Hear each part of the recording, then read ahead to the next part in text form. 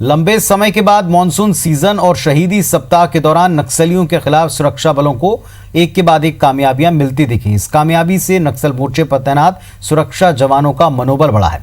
इस कामयाबी के पीछे किस तरह की रणनीति, सरकार का क्या काम और क्या प्लानिंग रही, कैसे सफलता इसमें मिल रही, इन तमाम बातों को लेकर छत्तीसगढ़ के गृह मंत्री ताम्रध्वज साहू से बातचीत की है हमारे सहयोगी ने।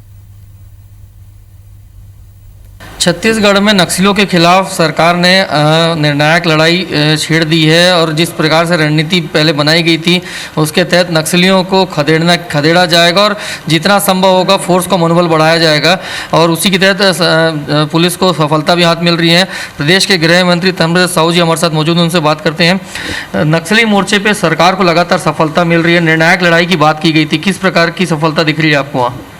देखिए, मुझे लगता है कि इस 1.5 साल में वर्तमान में हमारी सरकार बनने के बाद और हमारे मुख्यमंत्री माननीय भूपेश बघेल जी की जो नीतियां रही हैं उसके तहत हमारे फोर्स का मनोबल भी बढ़ा है और नक्सली मूवमेंट में सफलता भी सरकार को मिल रही है।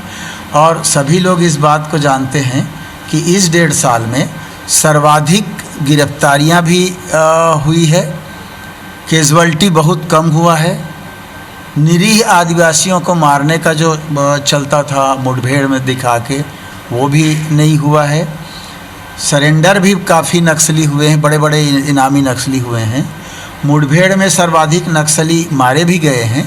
तो चारों तरफ से नक्सलियों से लोहा लेने का जो काम है वो डट के हमारे फोर्स कर रहा है और इसके लिए फोर्स को लगातार हम लोग बधाई भी दे रहे हैं। उनका मनोबल इससे ऊंचा भी हुआ है और अभी जो शहीदी सप्ताह उन लोगों मना रहे हैं उसमें भी सर्वाधिक हमारे फोर्स को ही सफलता मिली है, ये बड़ी अच्छी बात है। ये थे गृह मंत्री ताम्रध्वज साहू जी जो बता रहे हैं कि बस्तर में स्थानीयों का फ़ायदा सरकार ने ली है, स्थानीयों को सहयोग लेकर ही सरकार काम कर रही है और उसी की वजह से सुरक्षा बलों को कामयाबी हासिल हो रही है और उन्हें पूरा विश्वास है कि जिस रणनीति पर सरकार काम कर रही है आने वाले समय में बस्तर भी नक्सल मुक्त होगा। हाँ, कैमरामैन संजीव सिन्हा के साथ स्टार जैन, IBC 24 रायपुर। और इस वक्त हमारे सहयोगी नरेश मिश्रा जगदलपुर से हमारे साथ में लाइव जुड़ गए हैं। नरेश, ये बात जो गृह मंत्री जी ने की, उनका कहना था कि नक्सल मोर्चे पर जब से सरकार बदली तब से रणनीति भी बदली गई है। जो मुठभेड़ कहकर के कई सारे घटनाक्रम पर प्रश्न चिन्ह था उनमें कमी आई है। बरसातों में जो तैयारी पिछले कुछ और पहले से हम देख पा रहे हैं कि बरसात में भी पुलिस फोर्स को कामयाबी मिल रही है, यानी मानसून में भी ऑपरेशन कभी बंद नहीं होते। क्या स्थिति है ज़मीन पर वहाँ, क्या इनका असर देखा जा रहा है और जो उम्मीद कर रहे हैं कि कुछ साल में नक्सलगढ़ पूरी तरह मुक्त हो पाएगा, नक्सलवाद समाप्त होगा, क्या ऐसा हो सकता है?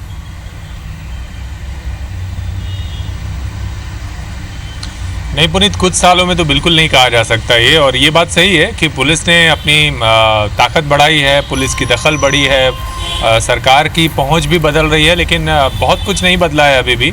और सरकार बदलने के बाद जहां तक बहुत ज़्यादा सफलता, फर्जी मुठभेड़ों के नाम पर आरोप प्रत्यारोप का दौर जरूर कम हुआ है, लेकिन आपको ध्यान होगा कि सबसे पहले कवासी लखमा ने, जो कि प्रदेश सरकार में मंत्री हैं, उन्होंने ही सबसे पहले अपने इलाके में एक फर्जी मुठभेड़ पर कंपनसेशन दिया था।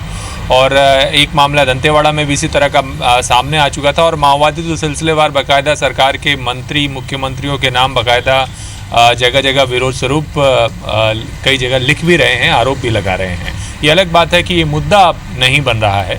तो इन मायनों में देखा जाए तो बहुत कुछ नहीं बदला है, सिवाय इसके कि पुलिस नक्सल मोर्चे पर ज़्यादा दुरुस्त हुई है, पहले की तुलना में इंटेलिजेंस बढ़ा है और जो ऑपरेशन की सफलता का जो अनुपात है वो काफ़ी बड़ा है। तो इस मामले में ज़रूर उनकी बात सही है कि पुलिस पहले के मुकाबले नक्सल मोर्चे पर बेहतर है। और मानसून के दौरान ये 2016 से सिलसिलेवार ये हुआ है कि 12 महीने पुलिस फोर्सेस ऑपरेशन चलाने में सक्षम हुई हैं और इंटेलिजेंस बेहतर हुआ है। यही वजह है कि नतीजे कुछ बेहतर मिल रहे हैं पुलिस। रणनीति के तौर पर भी क्या आपको लगता है कि कोई एक बड़ा चेंज या एक स्पष्ट चेंज आप कोई महसूस करते हैं?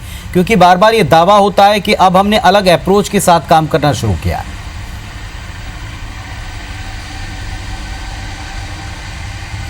नहीं, देखिए, सरकार ने सिर्फ एक ही चीज़ जाहिर किया। अगर कोई बहुत बड़ा स्ट्रेटेजिक चेंज होता तो सरकार उसका श्रेय लेने ज़रूर आगे आती, लेकिन सरकार ने ये ज़रूर स्पष्ट किया है कि चुनावी मोर्चे पर सरकार आदिवासियों के प्रताड़ित होने के मामलों को लेकर के पिछली सरकार की मुखालफत उन्होंने की थी।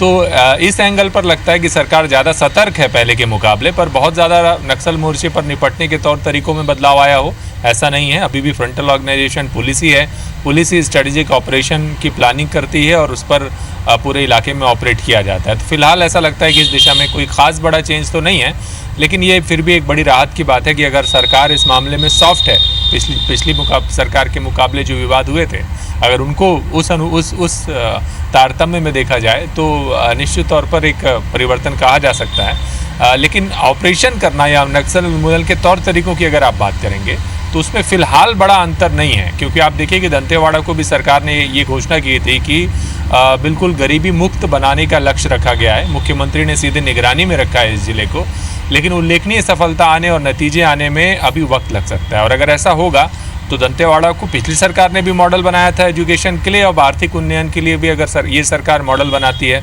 तो नक्सलगढ़ में एक सही मायने में स्ट्रेटेजी परिवर्तन की बुनियाद बन सकता है दंतेवाड़ा जिला।